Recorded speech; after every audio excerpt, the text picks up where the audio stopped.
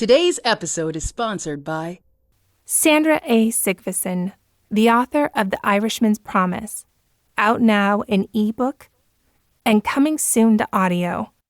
I've made a life-changing decision. Escaping my hectic world in LA and a marriage proposal was reckless. However, I do have a plan. I've put my journalism career on hiatus and have decided to go on an open-ended trip to Ireland to recalibrate. This was meant to be a temporary situation, until I began matching wits with an abrasive man who reveled in goading me. I enjoyed and hated it with equal measure. Although he tested my resolve to be indifferent, our sexual tension was painfully evident. I continued to resist, in vain, until I realized his actions and words were defense mechanisms, not meant to dissuade me from falling for him. Instead, it is a dark shadow, a closely held secret which holds him hostage and prevents him from being the lover I need him to be.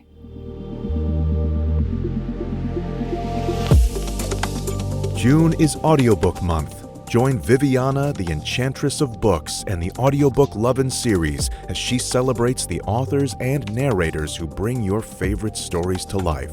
Not only will this month be packed with exciting guest podcasts full of all things books, but stick around after each episode for some special information about this year's giveaway and more.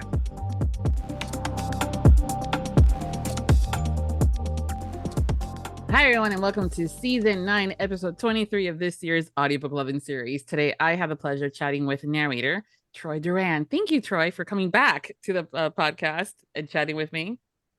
Viviana, Enchantress of Books. I can't believe you've been doing this that long. Yeah, I know. Sometimes neither can I, but it's been fun, and I love it. And yeah, 9 years for this month-long series. So, man, I should be interviewing you. One day. I mean, 9 years. So let's see. You've been at this since like 2014? 2015, yeah, more or less, yeah.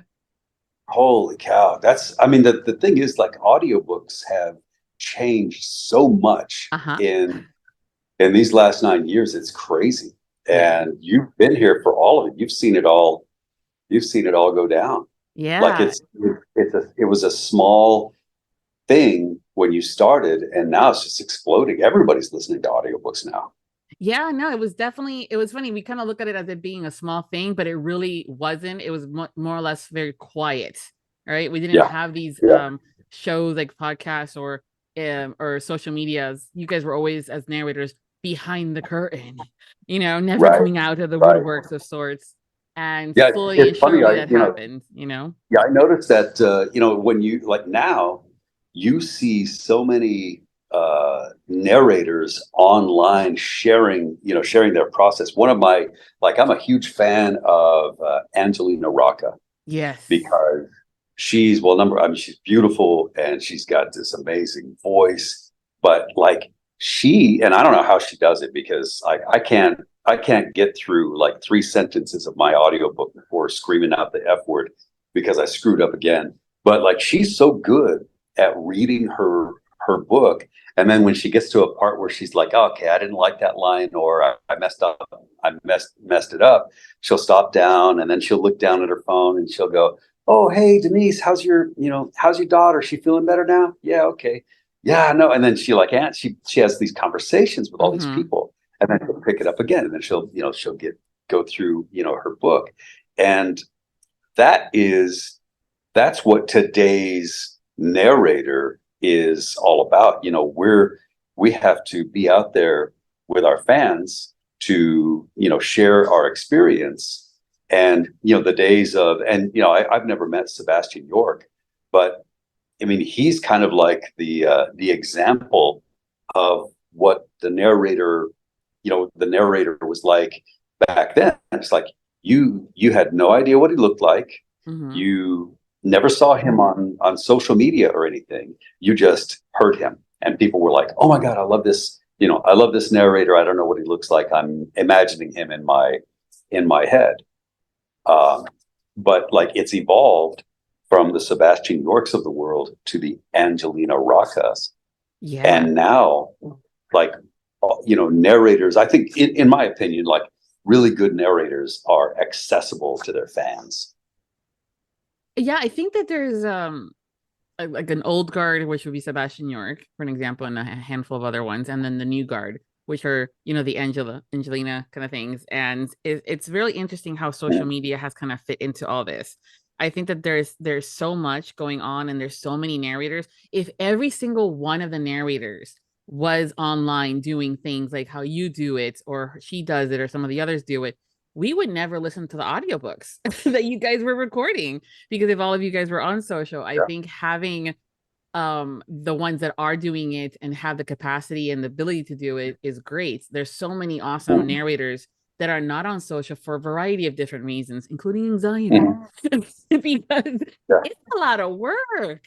As someone that does it and manages for others, it's a lot of work. Yeah.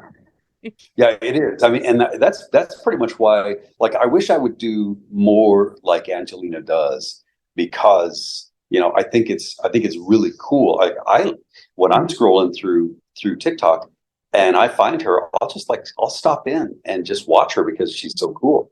And she's told me, you should do more of that, Troy. We would love to see you. And I'm like, I just don't have time. Like, I'm always behind on my stuff.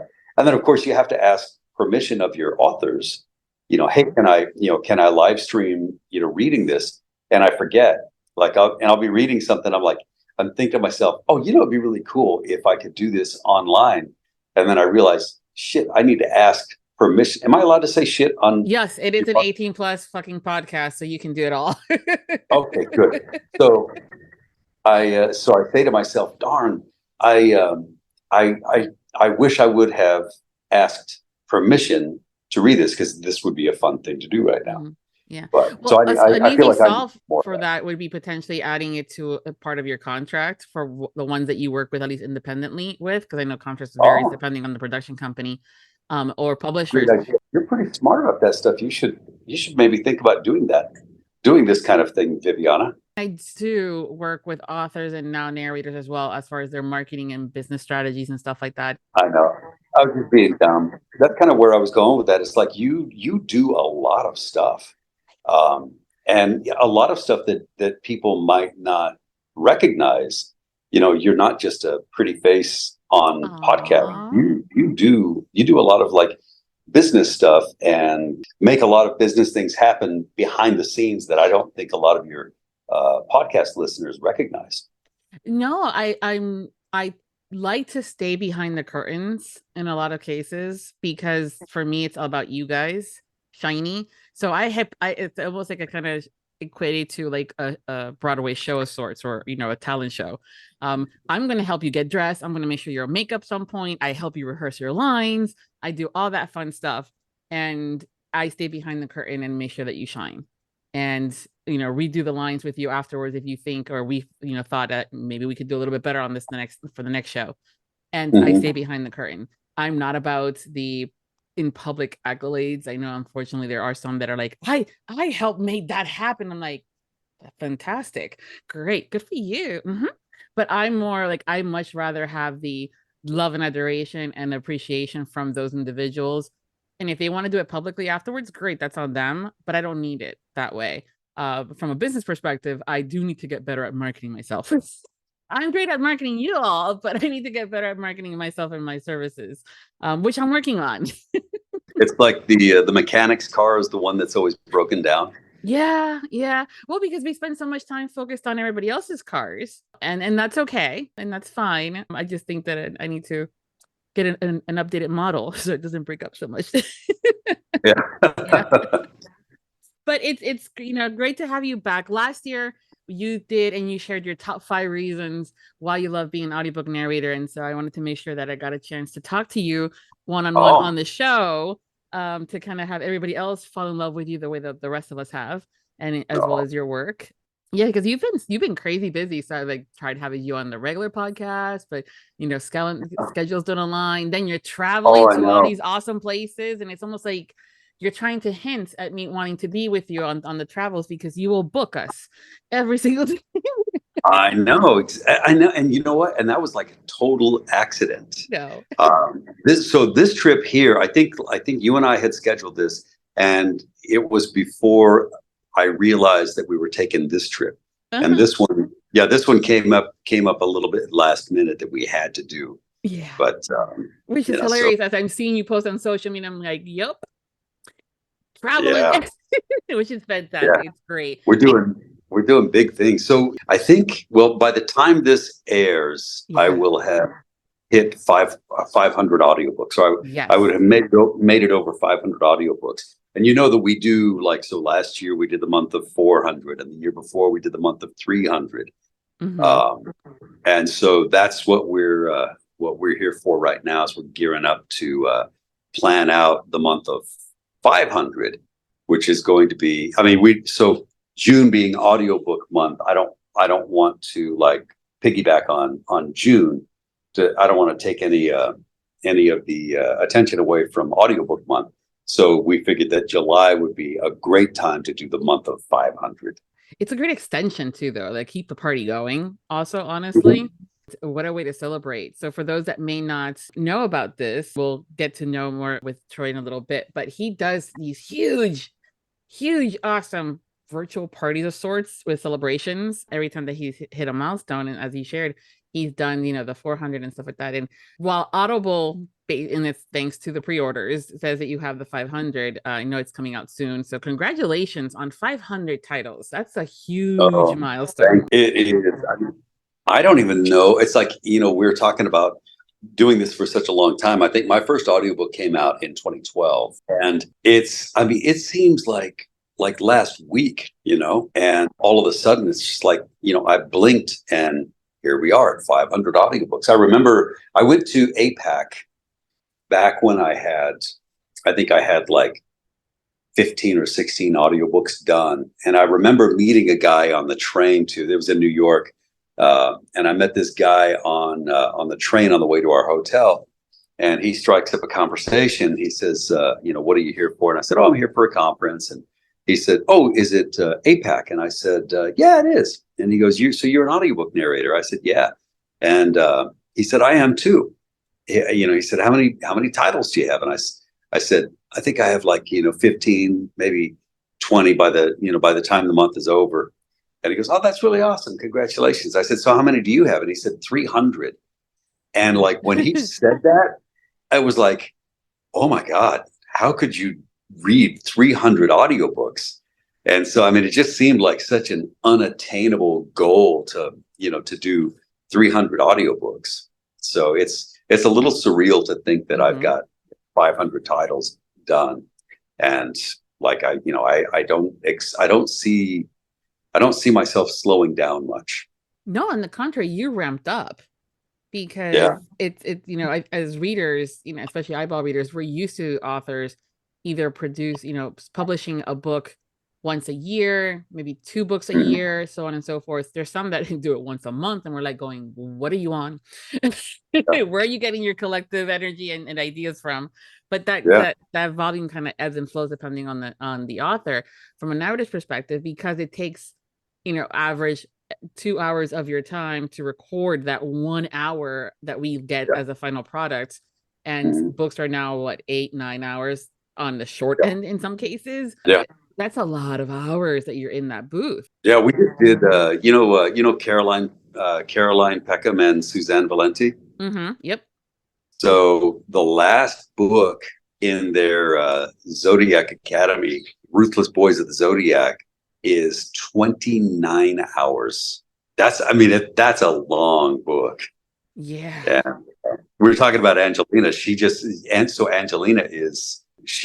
finished her part, and we're like in mastering right now. But that was a long book. Yeah, they're making it worth the money. Well, it's that, and sometimes stories. I mean, in some cases, there are some books that could potentially have been great as a novella, and then others that you're going, no, where's the rest of it? Authors will sometimes divide it into part 1, part 2, part 3, and so on and so forth. But man, when there's good meat there, you just want the whole plate right then and there. You want it all. Oh my God, yeah. Warrior Fae. That was, there was a big delay in releasing that one, because I mean I recorded my part back in November of 21. There was a lot of stuff that happened between then and now, and the original narrator wasn't able to finish hers.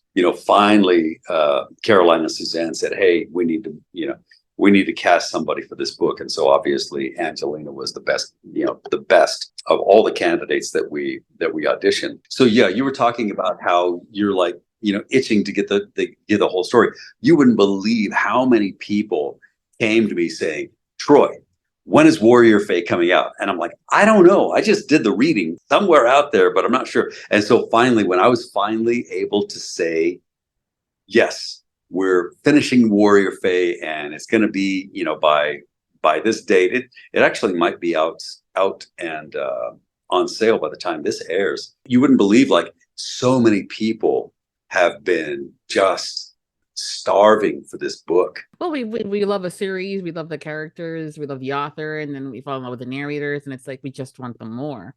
And there's so many things that that the readers and the listeners may not be aware of from a process perspective, of things that happen behind that curtain that can take longer, or sometimes forever, or seems for us. I mean, like, heck, 2 days seems like forever when we really want a story. So it happens. There's just a lot of stuff that can potentially go awry, or just waiting, because even if everything goes perfect, for the publisher, whether it's ACX or others, to actually upload files and get it out to the world might be an issue. So it's like too many variables.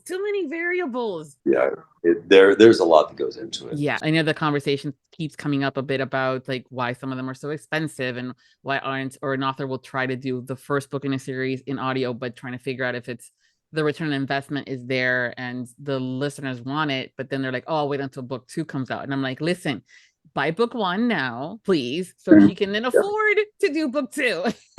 Right. Yeah. I think that's the hard thing. I don't envy authors, because it's a whole new thing. And if you're an author, you have to take it on faith as you start releasing these audiobooks, because it's just like as an author, you started out, you couldn't get arrested, but then when more people started discovering your book and words started spreading, then it started you started making more money.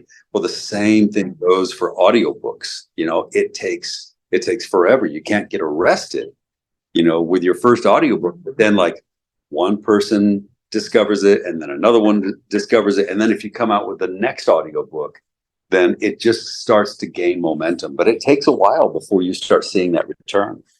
So yeah, I think that's the thing. Yeah, the best thing a fan can do, if you find an audiobook that you love, is like spread the word, leave a review. If the second book comes out, snap it up, so that way it's just like, you're kind of watering the plant.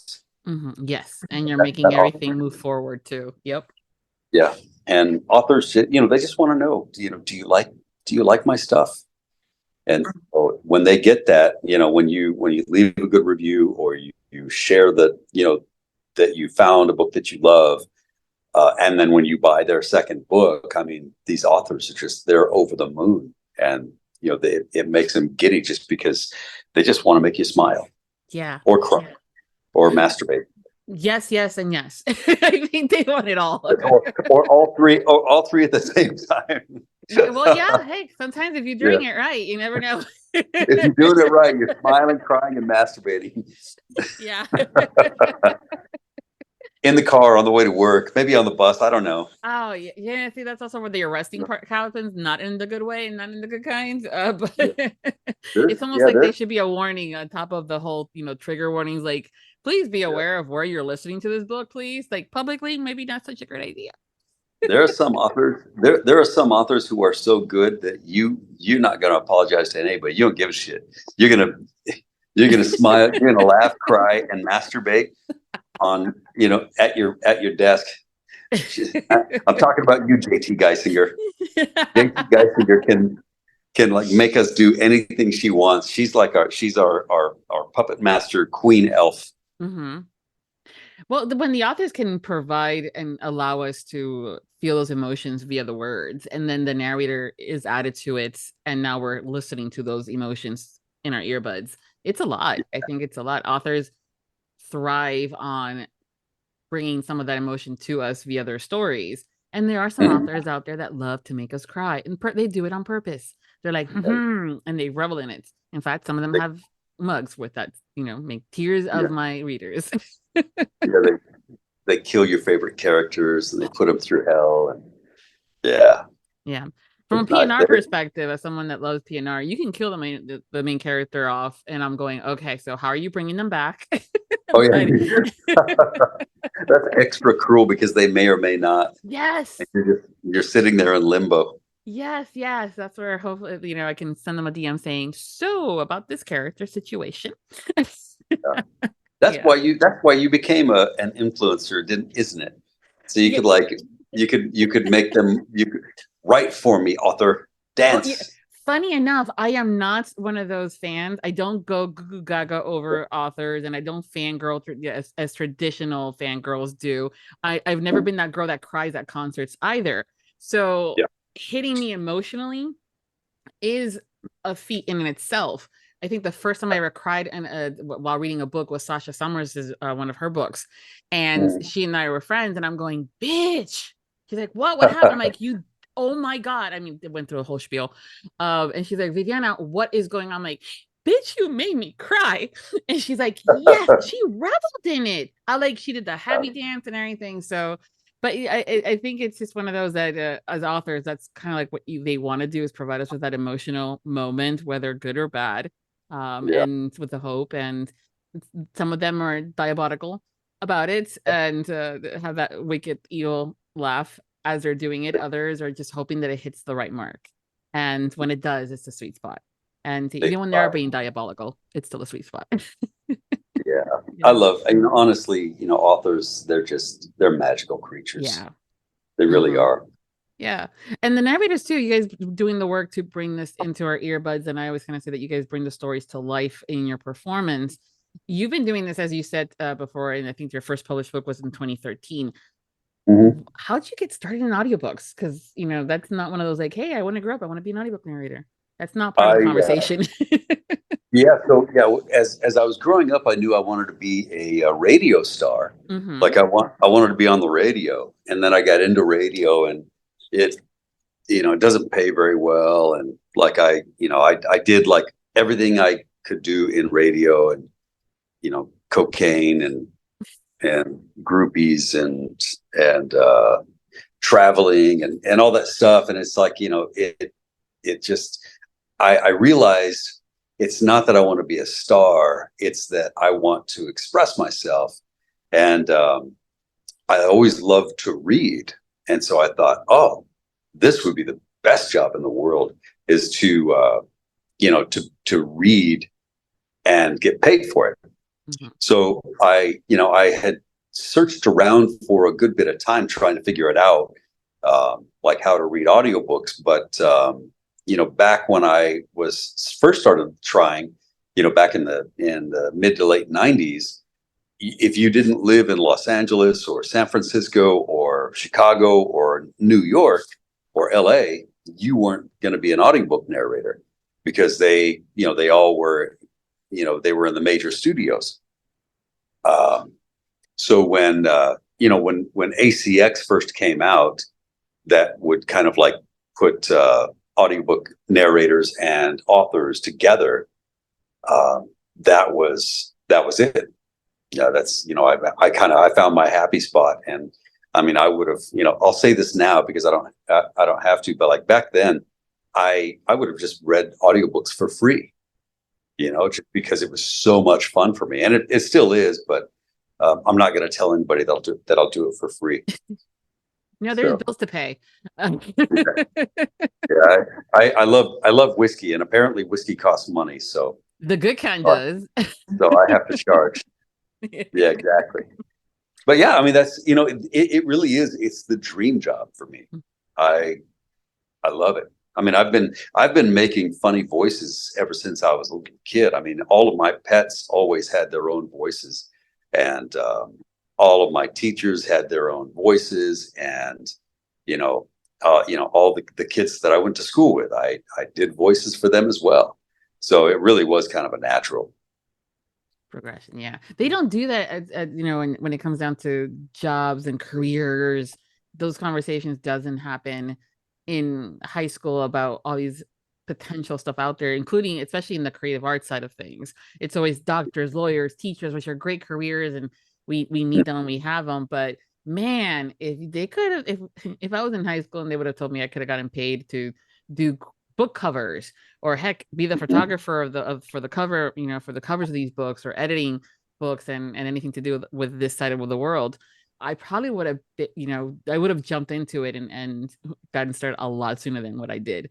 But it's, so I'm glad that we're having these kind of conversations now, where people can tell their kids, and teachers are now even starting to share this information with their students, because not everybody is meant to do a 4-year university degree. So do you still get that whole when friends and family members or people find out about what you do as a living and the different voices, do you get that question of like, hey, say this in so and so voice or so and so tones?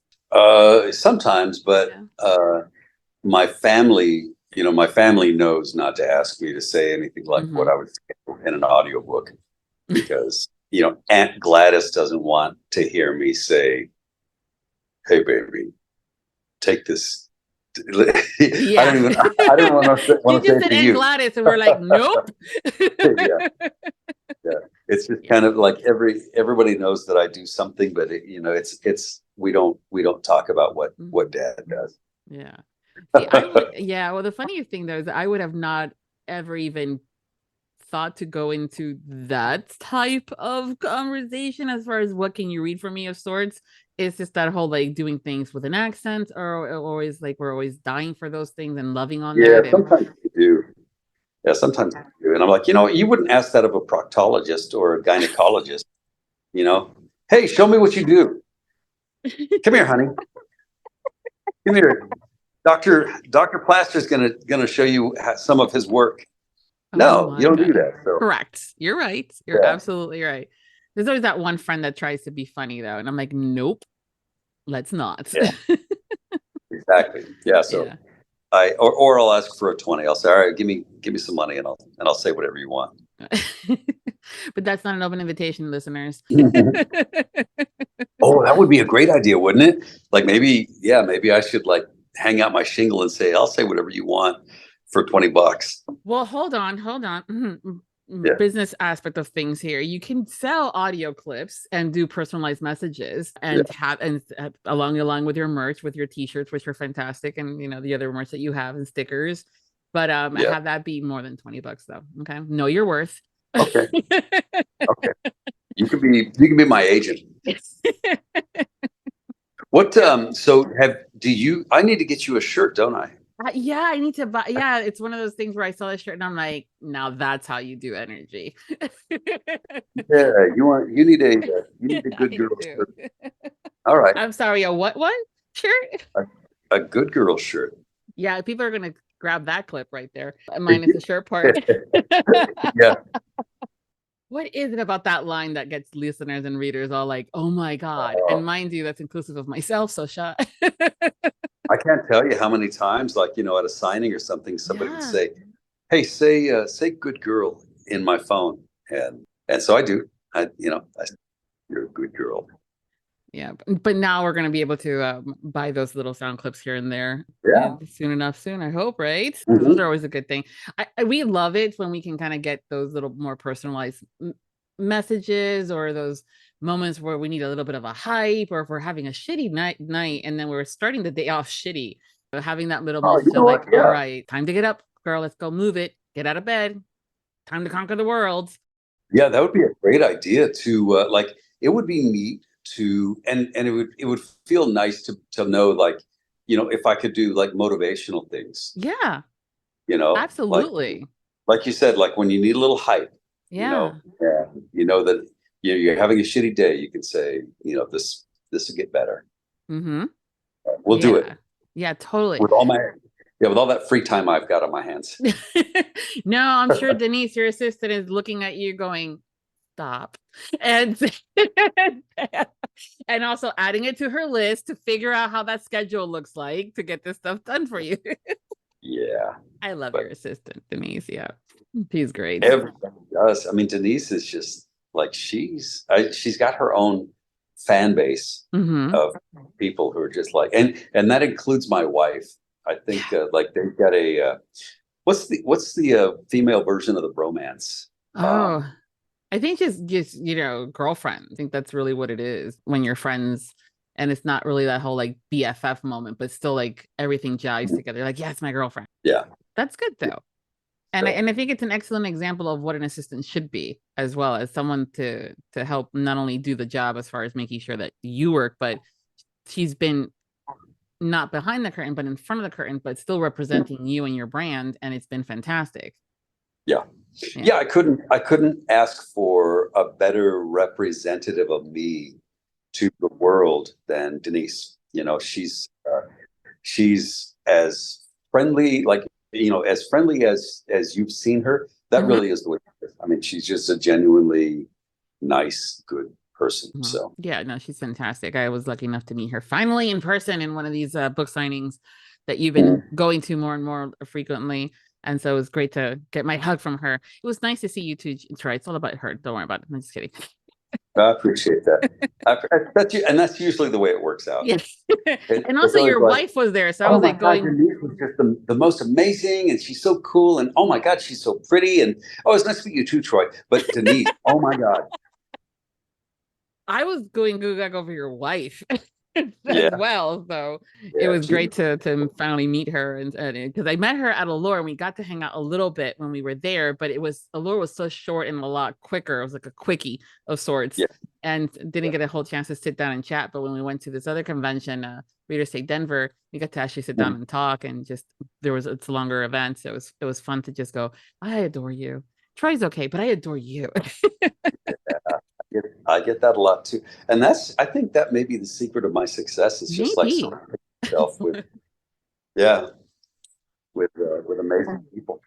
I think when you surround yourself with people that are supportive and are ensuring that you are still looking good and that you're being well representative is great. But also from a myself perspective, when I see that you have that team inclusive of a wife that is supportive of you and loves on you and can turn around and tell me, he's really just a normal Joe and pain in the butt. And I go, no, I know their flaws. I know their flaws because we're all human, but it's just still being able to see that glow in her eyes after all this time with you and seeing everyone else go goo goo gaga over you. She's like, I know he's fine. I love that.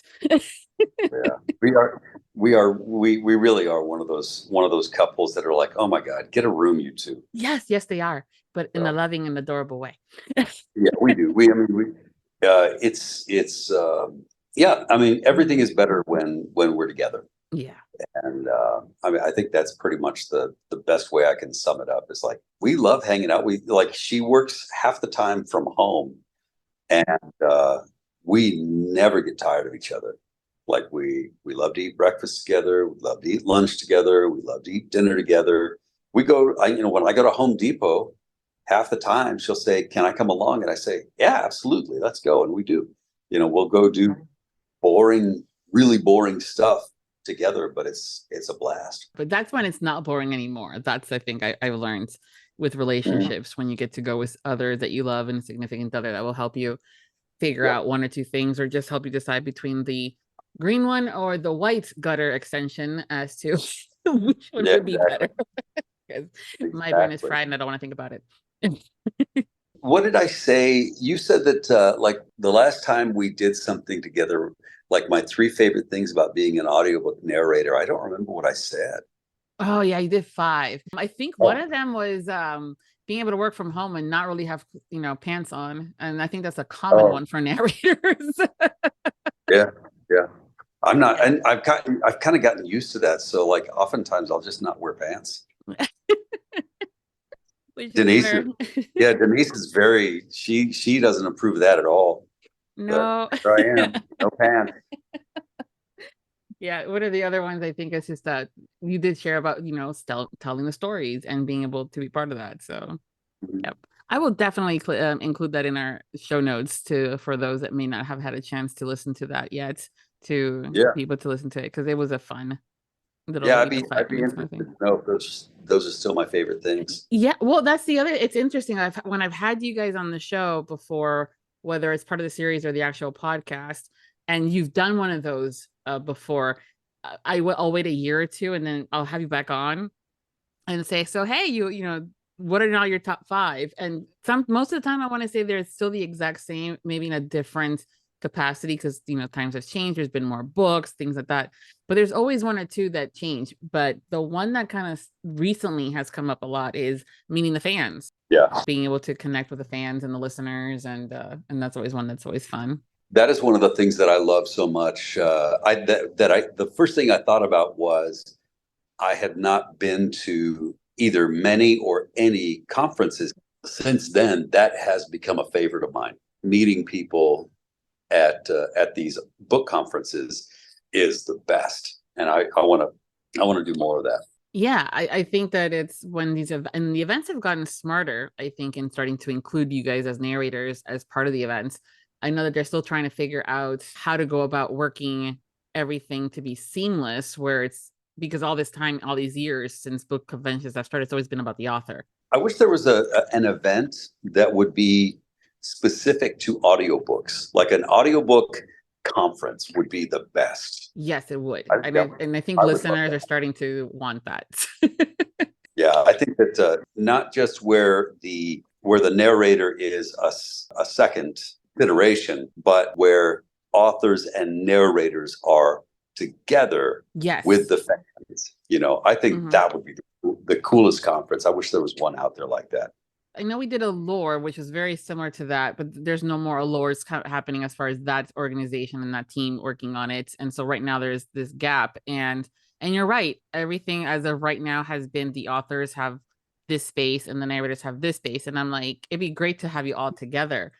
And readers and listeners that are starting to now attend these events more and more, seeing the benefit of having the narrators there, are definitely itching for an event where the spotlight is on the narrators just as much as it is on the authors. And there's this loveliness of working together to bring the story to life. And it's much needed. I think it'll be very fun. And I know that the line and the tickets will be sold out rather quickly. So someone needs to get on. You know, at Wild and Windy, it was really cool. So Wild and Windy is in Chicago, and that was where I was the last time we were supposed to do our interview. But anyway, one of the cool things was, like, I went there. I was a signing narrator, but they took the narrators and they put them at an after dark event, and so it was just authors during the day signing.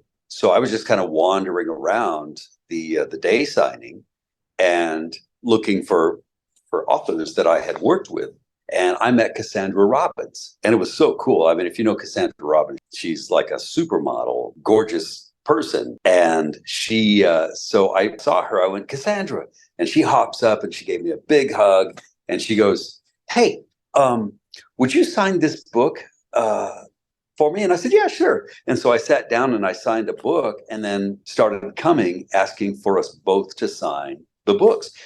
I must have stayed there for like 45 minutes just signing with Cassandra, and that was a blast. That was like the funnest thing.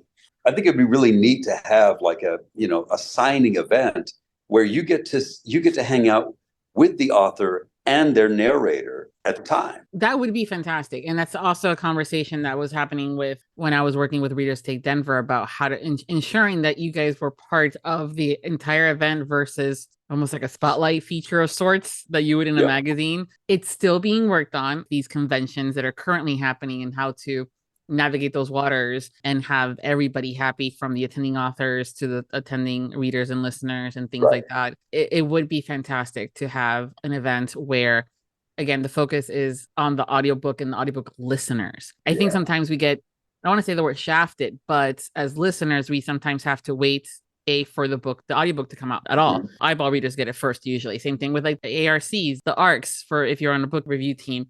those usually get outhanded first. Even merchandise. I mean, that's why I created the boutique, Enchantress of Books, because there wasn't any merchandise out there that said one more chapter with headphones. Everything was always eyeball reading. And to be able to have something where the listeners are also the top priority would be fantastic. Yeah, exactly. It will happen. We'll have one day. Well, you'll I see. think so. I bet you it'll be in the next year or so. Oh yeah, the way things are going. As listeners, we're suckers for accents. What's your favorite to perform? My favorite, I think, Russian has got to be best one for sure. It's good. It's good. Okay, it's my favorite. Definitely, I think Russian. Usually, people would just say like, "Oh, British is my favorite," but I think now, especially with the darker romances being more popular, a lot of the listeners are going, "No, that Russian accent is kind of sexy." And I'm like, okay. Yeah, it's gotta be it. Yeah. Give me that Bratva accent. You were telling us before too that you love a good story, and that's one of the reasons why you started looking into becoming a narrator. When it comes to romance, what's your favorite type of scene to narrate? My favorite type of scene to narrate would be, well, there's always a scene in the book that will choke me up. And those are my favorites because they're the most challenging.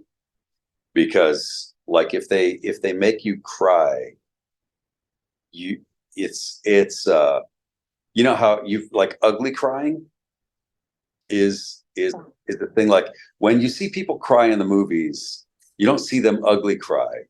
You see them cry like, a more romantic way. Well, that's the same thing when you're narrating an audiobook. When you're actually getting choked up and reading a scene, that sounds stupid. It's like it sounds dumb. And like, when you're like snorting snot and just sounding like an idiot. So the challenge is to like convey that emotion without sounding like you're ugly crying. I think that's so there's that scene, and then like the sex scenes are fun as well, not just because they're fun, but because you need to figure out like what it is about the sex that's really sexy, and say it in a way that you're conveying the sexiness of it. So if they're going at it hard, you need to figure out how to describe that scene in a way that like distills the essence of that. Do you know what I mean? I don't know if I don't know if I'm explaining myself very well. You are. No, I think it's a great example because there's emotions when you're being intimate, even if it's I just want to fuck you up against the wall moment. That's still an emotion, right? And there's still something going on behind that action. Yeah, exactly. Yeah. So like, yeah, if you're talking about like, when he spanks her in the ass, or on the ass, because if it was in the ass, that would be all together, like, and that requires a different kind of emotion in a but yeah, so if he spanks her on the ass, you have to read it in a way that's like super hot, and the reader or the listener is like hearing it going, fuck yeah, I want somebody to spank me, as opposed to like describing the scene where you can imagine the girl going, hey, the fuck, that hurt. No, I'm not in the mood anymore. So yeah, that I think that's the long answer to the short question. Tell us before you go what you're currently working on and what's coming up next for you. Liars Like Us by J.T. Geisinger. That book has just come out and it's on fire. And Audio Sorceress, which is Marnie Young's company, she is producing it, and I got to play the main character. Nice. And the main male character. Obviously, the main character is the woman. But but I got to participate in that. I don't know when it's going to be released, but it'll be sometime in the next month or so, and that's just going to be just huge. I mean, everything. If JT Geisinger wrote a grocery list, I'd be happy to read it because she's such a great writer. And so that's what we just wrote, just what we wrapped up recording. But there's a lot of magic that has to happen between when I did it and when it's ready for prime time. And then as far as what's next, it's all about the month of 500 for us. I mean, we're like working as we speak on figuring out what kind of prizes we're going to give away every week, and what kind of fun contesting we're going to do to win those prizes. Because if you remember last year, I had a whole bunch of fans write some little short stories for me to read, and then everybody voted for them to be winners of the weekly prizes. And then at the end of the thing, we gave, we had JT Geisinger and Julie Huss, or J.A. Huss, pick the grand prize winner. So now we need to figure out, how do we top that? How do we top Love in Vegas? And that's what we're gonna do with the month of 500. Perfect. It's a great way to celebrate and continue the audiobook month for June and jump right into the month of 500 with you. So it's fantastic. Yeah, it's gonna be fun. It's gonna be a lot of fun. I really love it. And then like Dark Star Romance is my company, and we're busy cranking out great audiobooks. I keep seeing on my feed Dark Star. I'm like, look at Troy go. Yeah, it's a blast. It's so much fun. I feel lucky. This is just a great time for me. I'm glad. It's been so much fun seeing it and just kind of watching it all happen. It's been like, yay. Yeah. Thank you. I love doing it. It's a good time. Well, thank you for being part of this year's Audiobook Lovin Series. And everyone, thanks for hanging out with us today. And we hope you've enjoyed this interview as well as the chat and the series. Make sure to follow Troy on social media. He's going to be doing a bunch of fun stuff and always sharing what's coming up next. So for sure, for the July celebration for the month of 500, and all that information will be included over at the main landing page for this episode at Viviana, Enchantress of Books. And until next time, happy listenings. A special thank you to authors DJ Krimmer, Tana Stone, Landon Beach, PJ Fiala, and all of our sponsors of the Audiobook Lovin 2023 series. Visit today's episode post to listen to sound clips of some of the books we discussed and enter the month-long giveaway. If you enjoyed the Audiobook Lovin podcast series and you want more, join the Audiobook Lovin podcast Patreon for early access to podcasts, exclusive content like the Would You Rather game and dinner party guests, and additional incentives such as bloopers, graphics, and much more. Support the podcast by becoming a Patreon at www.patreon.com/audiobooklovin. Thank you for joining Viviana and her guests for this podcast, and we hope you tune in again as we continue to celebrate Audiobook Month. The Audiobook Lovin Series is hosted by Viviana, the Enchantress of Books. Please make sure to visit the main page linked within the post to learn more about the entire Audiobook Lovin Series and the enchanting author and narrator guests who have joined us over the years. If you've enjoyed today's episode, please consider leaving a review wherever you listened, and please follow us on social media platforms and subscribe to the Viviana, the Enchantress of Books newsletter. Until next time, happy listening. Audiobook Lovin hopes you have enjoyed this program.